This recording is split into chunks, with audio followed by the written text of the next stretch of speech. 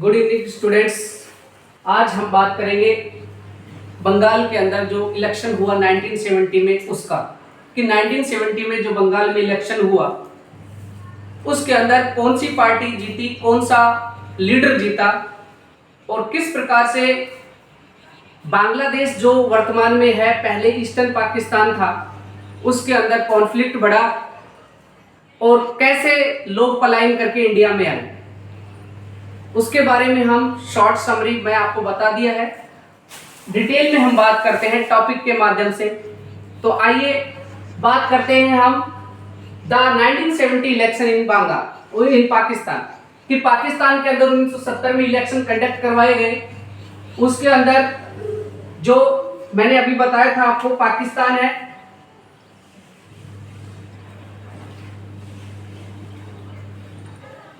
ये वेस्टर्न पाकिस्तान, ये ईस्टर्न पाकिस्तान। तो जो शेख मुजीब रहमान थे वो ईस्टर्न पाकिस्तान के लीडर थे, और जब इलेक्शन कंडक्ट हुआ तो ईस्टर्न पाकिस्तान ने, यानी कि जो शेख मुजीब रहमान की जो पार्टी थी उसने यहाँ पर मेजॉरिटी हासिल कर ली, यानी कि उसने यहाँ पर सारी की सारी सीटें जीत ली जो उनके खाते में दी गई थी। ईस्टर्न पाकिस्तान के एरिया में पूरी की पूरी सीटें इसने जीत ली, ठीक है।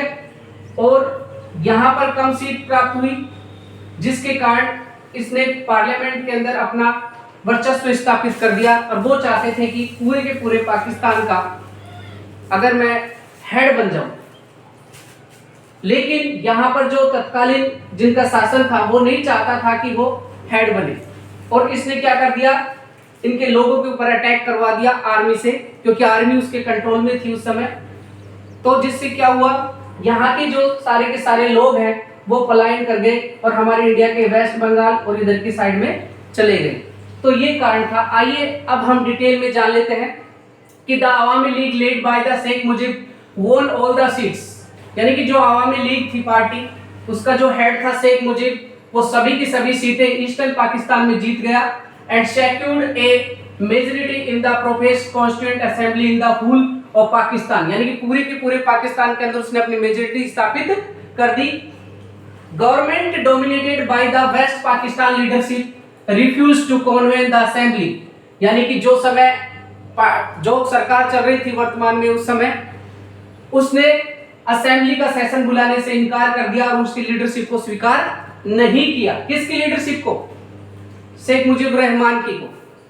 कारण क्या हुआ उसका, under the military rule of General Yahya Khan the Pakistani army tried to suppress of the mass movement of the Bengali people. ये शेख मुजीब रहमान अपनी मेजॉरिटी स्थापित कर दिए और वो वहां का हेड बनना चाहते थे पाकिस्तान का, लेकिन उसी समय का जनरल जो था, गवर्नर जनरल वहां का जो था मिलिट्री का, जनरल याह्या खान, उसने पार्लियामेंट का सेशन, वहां की विधानसभा का सेशन बुलाने से इनकार कर दिया, जिसके कारण कॉन्फ्लिक्ट बढ़े, यहाँ पर दंगे शुरू हो गए।